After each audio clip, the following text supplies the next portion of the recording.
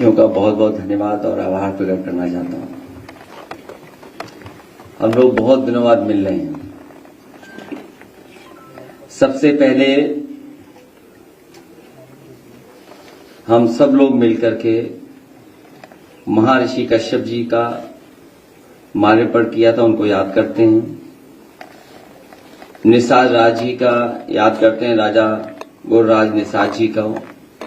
सम्राट अशोक जी की जयंती पूरे प्रदेश में, पूरे देश में जगह जगह लोग मना रहे हैं। सम्राट अशोक जी को याद भी कर रहे हैं। उसके बाद हम लोगों ने एक बेटी, उसको सम्मान करने का काम किया है। इधर ये वीडियो दिखाने का मकसद यही था कि जो लोगों ने जीरो टॉलरेंस का नारा दिया था कानून व्यवस्था को लेकर के, जीरो टॉलरेंस करप्शन को लेकर के, दोनों ही चीजें उत्तर प्रदेश में जीरो हो गई। ये कोई पहली बार नहीं कहा जा रहा है। उत्तर प्रदेश में कानून व्यवस्था को बेहतर बनाने के लिए नारे के माध्यम से सरकार ने जो जीरो टॉलरेंस की पॉलिसी का नारा दिया था, अगर पिछला रिकॉर्ड उठा करके हम देखें तो ये नारा ही जीरो हो गया है। बहुत कम ऐसा देखने को मिलता होगा कि पुलिस ही फिरौती के लिए अपहरण कर रही हो, पुलिस फिरौती के लिए अपहरण कर रही हो और पुलिस पर ही एफआईआर कर रही हो, पुलिस पे ही छापा पड़ रहा हो, पुलिस को तलाश कर रही हो। तो आप बताओ ये जीरो टॉलरेंस कहां बचा है? और जो वीडियो हमने देखे हैं तो ये तो 1, 2, 3 दिखा पाए हम लोग। आपसे बेहतर कौन जानेगा कि पूरे प्रदेश में कोई कानून व्यवस्था की चीज नहीं, कहीं न्याय नहीं मिल रहा है। और उसका परिणाम यह है कि लोगों को भटकना पड़ रहा है। और इधर जो देखने को मिल रहा है, बीजेपी के लोग बीजेपी से ही नाराज हैं। बीजेपी के लोगों को भी नहीं न्याय मिल रहा है। बीजेपी के खिलाफ खड़ी हुई है। और करप्शन का ऐसा नजारा किसी ने नहीं देखा होगा, किसी सरकार में नहीं हुआ होगा कि एक आईएएस अधिकारी को पकड़ लिया गया, उसके बीच के जो हिसाब किताब बनाता था, या दलाल बोले या कोई और दूसरा शब्द बोले, जो मैनेजमेंट का काम करता था, उसको पकड़ लिया गया। और सुनने में आ रहा है कि वो केवल एक आईएएस अधिकारी का मैनेजमेंट नहीं करता था, कई लोगों का वो मैनेजमेंट करता था। ये भ्रष्टाचार का मामला नहीं था। ये जो बंटवारे में झगड़ा हुआ, उसका वजह से ये पोल खुल गई। जो बंटवारे का झगड़ा था, उससे पोल खुली है। ये बातें मैं इसलिए कह रहा हूं कि जब भारतीय जनता पार्टी खुद मान गई है कि उनका 80-20 का भी नारा नहीं चलने वाला है। जो 80-20 का नारा देते हैं, 46 में 56 बोलने वालों से मैं पूछना चाहता हूं कि जो 80-20 का नारा है, हम लोग 80 में आते हैं कि 20 में आते हैं?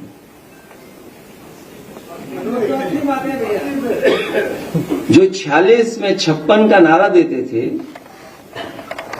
मैं उन्हीं से जानना चाहता हूं कि मैं 80 में आता हूं कि 20 में आता हूं? 80 में कि 20 में ये सरकार बताए। लेकिन सच्चाई तो ये है कि 80-20 का मामला नहीं है, ये 90-10 का मामला है। क्योंकि आधी आबादी इनसे इतनी पीड़ित है जिसकी आप कल्पना नहीं कर सकते। आधी आबादी को, पीडीए परिवार को जोड़ दें तो हिसाब किताब 90-10 का बनता है। जो लोग निवेश लाना चाहते थे वो विनाश ले आए, उन्हीं का अधिकारी पकड़ा गया। सुनने में तो आ रहा है कि मुख्यमंत्री आवास में ही सब छिपे हुए हैं भ्रष्टाचारी लोग। जो लोग न जाने कहां पाताल से ढूंढ लाते थे लोगों को, पाताल से। पाताल में ढूंढने चले जाते थे। वो मुख्यमंत्री आवास में नहीं ढूंढ पा रहे कि अधिकारी वहीं छिपा हुआ है।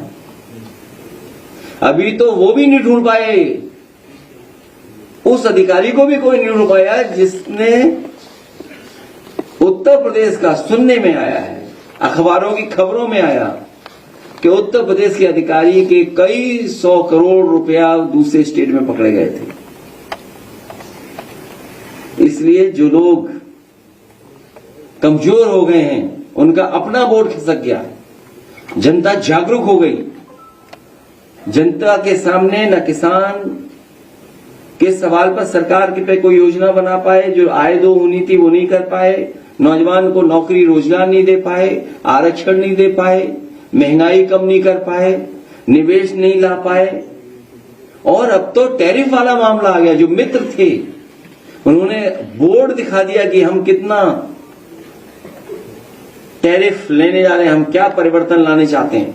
जब अमेरिका जैसा देश अपनी अर्थव्यवस्था को बचाने के लिए दूसरे देशों पर पाबंदियां लगा रहा है, तो सरकार ये बताए जो 1 ट्रिलियन जाने कौन से ट्रिलियन तक ले जाने के लिए हमारे आपकी अर्थव्यवस्था कहां खड़ी है। और अर्थव्यवस्था में भी झूठे आंकड़े,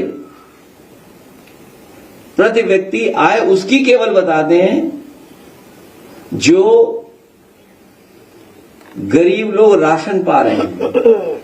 जो राशन पा रहे हैं उनकी प्रति व्यक्ति आय क्या होगी, दिल्ली वाले ना बता पाए, यूपी वाले बता दें, क्योंकि यूपी वाले तो हर चीज तुरंत गिन लेते हैं।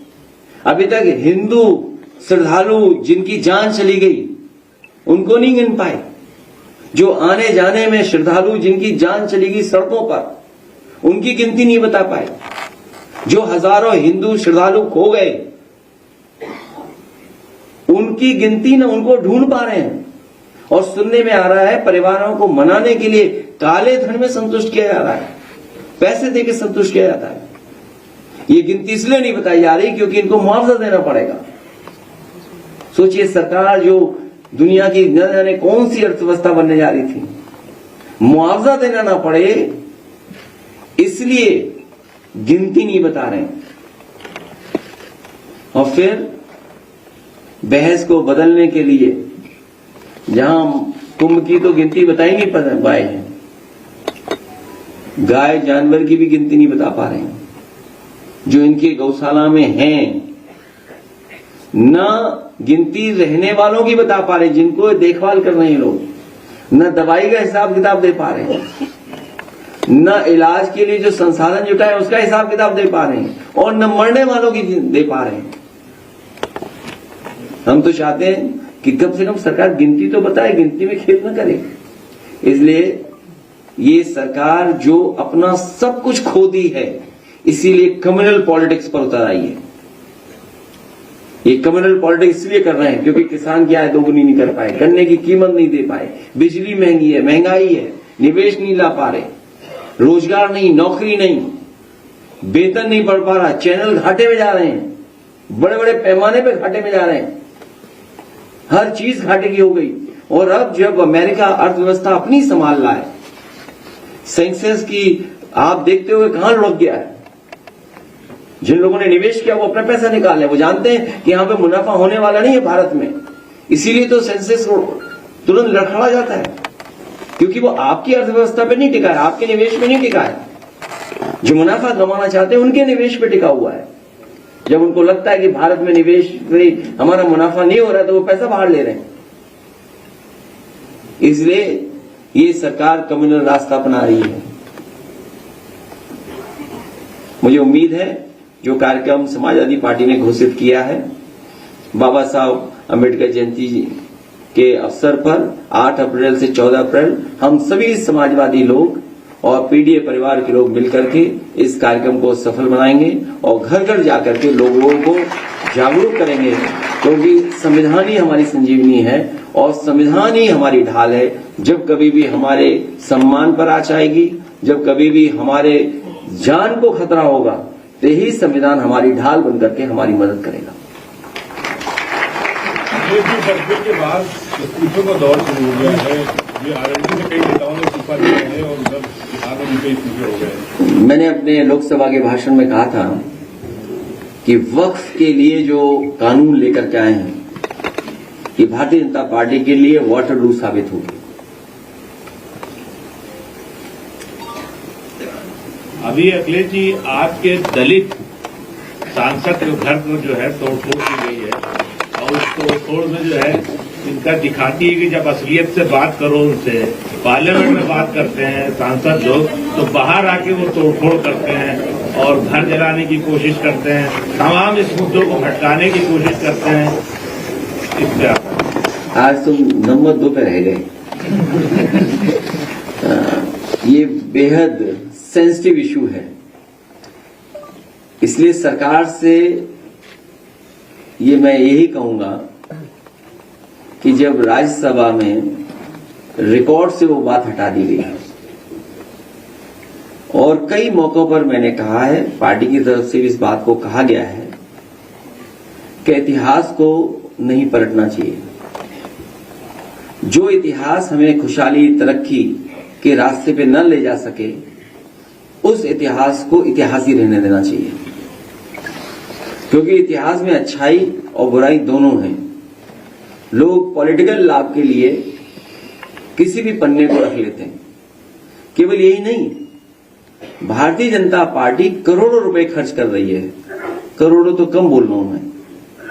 उनके बहुत सारे सीनियर लीडर्स जो यूपी के बाहर भी हैं, अन्य प्रदेशों में बैठे हैं, दिल्ली में भी हैं, गुड़गांव में भी हैं, उनके सेंटर्स हैं, वो करोड़ों रुपए खर्च करते हैं सोशल मीडिया पे बदनाम करने के लिए। इधर आपने देखा होगा, जब से वक्फ का बिल पास हुआ है और जो इतिहास को लेकर के चर्चा देश में छिड़ी है, बड़े पैमाने पर सोशल मीडिया से लेकर के और जगह पर बहुत सारा प्रचार किया जा रहा है, समाजवादियों के खिलाफ, कांग्रेस पार्टी के खिलाफ, इंडिया गठबंधन के खिलाफ। ये वही लोग हैं जो लोग घबराए हुए हैं पीडीए की ताकत से। ये पीडीए की ताकत, और जिस दिन हमारी सरकार में बैठे हुए लोग ये बता देंगे कि 80 में हम हैं कि 20 में हैं, तो हम उन्हें बता देंगे कि 90 किधर है, 10 किधर है। अखिलेश जी, 2020 में सीबीआई जांच की सिफारिश की गई थी उत्तर प्रदेश सरकार की तरफ से, वक्त शिया और सुन्नी वक्फ बोर्ड की सीबीआई जांच की। 5 साल हो चुके हैं, अभी तक कोई भी कार्रवाई सीबीआई की तरफ से नहीं की गई है और कहा यह जा रहा था कि पिछले 10 साल के रिकॉर्ड्स में बेनामी जो संपत्तियां बेची गई वक्फ बोर्ड की तरफ से, उसकी जांच की गई। आपका सवाल अपनी जगह है। बीजेपी यही चाहती है कि हम सब लोग मिलकर के जो बुनियादी सवाल है उस पर चर्चा न करें। आज मान लीजिए गेहूं की खरीद हो रही है पूरे उत्तर प्रदेश में, गेहूं की क्या सरकारी खरीद हो रही है? अगर आप जानकारी करेंगे जमीन पर, सरकार ने हाथ खड़े कर लिए हैं और सरकार ने लाइसेंस दे दिए हैं कि जितना चाहे प्राइवेट लोग खरीद लें गेहूं को या किसान की फसल, जबकि सरकार की जिम्मेदारी है। सरकार ये भी तर्क दे सकती है क्योंकि बाजार में कीमत अच्छी मिल रही है या प्राइवेट में मिल रहे हैं, तो सरकार क्या कर रही है अपने खजाने को लेकर के, या इतने बड़े बड़े जो संसाधन उनके पास, बेरोजगारी, नौकरी कितने बड़े पैमाने पर है। अभी कल ही मैं पढ़ रहा था पलायन रिपोर्ट उत्तराखंड की, 1000 से ज्यादा शिक्षक भर्ती नहीं हो पाया वहां पर। उत्तर प्रदेश और उत्तराखंड सबसे ज्यादा फौज में जाते थे नौजवान भर्ती के लिए। आज बताइए, अग्निवीर जैसी व्यवस्था लागू है। जिस नौजवान को पक्की नौकरी, पक्की वर्दी मिलती, इस विषय में वो चर्चा नहीं चाहते।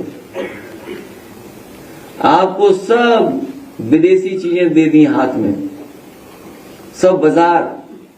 मैं तो अपने पत्रकार साथी से कहूंगा कि सरकार अमेरिका के राष्ट्रपति जी से सीखे, अमेरिका के राष्ट्रपति जी से सीखे कि अपने देश की अर्थव्यवस्था बचाने के लिए वे दूसरे देशों पे पाबंदियां लगा रहे हैं। तो तो उन्हीं से सीख करके भारत को भी क्या चीन पे पाबंदी लगानी चाहिए कि नहीं लगानी चाहिए, अपने बाजार को, अपनी अर्थव्यवस्था को बचाने के लिए।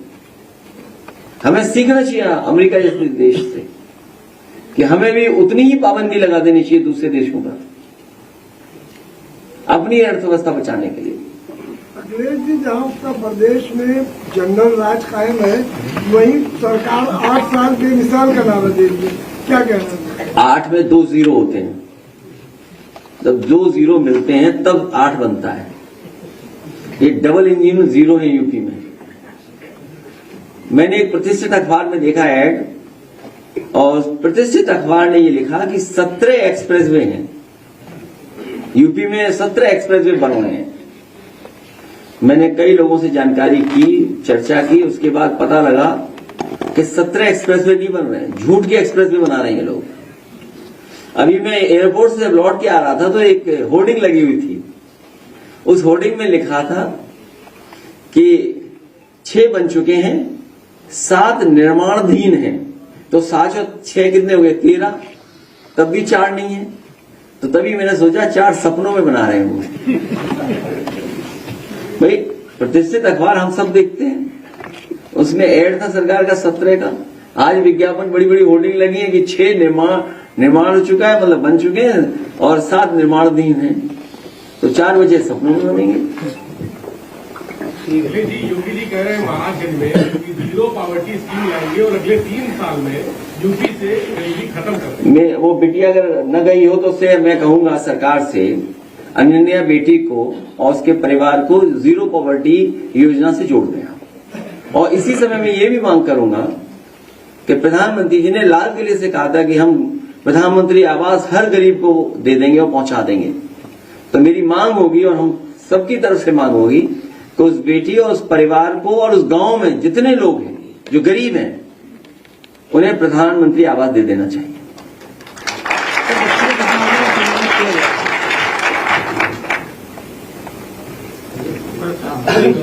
आम आदमी पार्टी, AIMIM और कांग्रेस के लीडर्स वक्फ बिल के अगेंस्ट सुप्रीम कोर्ट गए हैं कि आप लोग भी उसके अगेंस्ट जाएंगे सुप्रीम कोर्ट? ये अधिकार है और मुझे उम्मीद है कि मुस्लिम संगठन भी बहुत सारे लोग जा रहे हैं, हम उनके साथ हैं सब।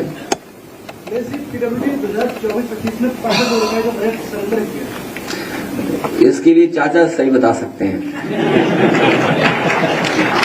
और PWD का भ्रष्टाचार तो पता नहीं कहां पहुंच गया है। केवल यही नहीं, सरेंडर, अगर मेंटेनेंस का देखोगे आप, जो सड़क गड्ढा मुक्त का जो उनका एक कार्यक्रम चलता है, उसका पैसा सब निकाल दिया सरकार ने। अभी तक की सबसे करप्ट गवर्नमेंट है, याद रखिएगा, तहसील थाने से लेकर के। और मैं फिर कहता हूं वो बात, एक लेमैन वाली बात,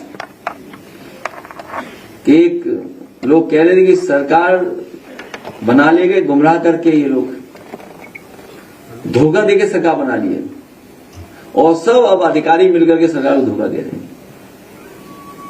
अखिलेश जी, आपकी सरकार में आरोप लगता था कि उत्तर प्रदेश के थाने यादव चला रहे हैं, लेकिन अभी हाल ही में एक रिपोर्ट बसावन इंडिया ने छापी है प्रयागराज जिले के थानों की, जिसमें 44 में से 33 थानेदार एक ही बिरादरी के हैं।